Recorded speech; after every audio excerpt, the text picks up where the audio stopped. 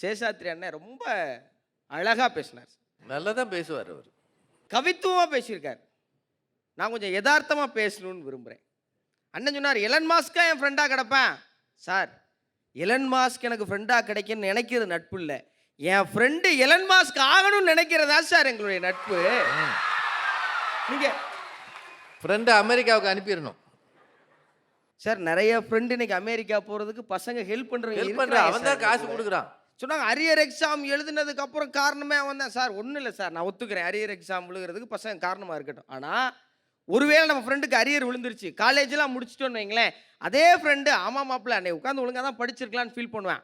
ஆனால் அந்த பிள்ளை என்ன செய்யும் தெரியுமா, டேய் உனக்கு அரியர் இருக்கு, எங்கள் அப்பா ஒத்துக்க மாட்டார், நல்ல மாப்பிள்ளை பார்த்துட்டு போயிட்டு வரேன் பாய் அப்படின்ட்டு போய். ஆனால் அரியருக்கு இது பிள்ளைங்க மட்டும்தான் செய்யுமா இல்லை பையன்கள்? ரெண்டு பக்கம் தான். இது இருபாலருக்கும் தான், ஒரு பக்கம் கிடையாது. ரெண்டு பேர் இருக்காங்க, ரெண்டு பேரும் பேசணும்.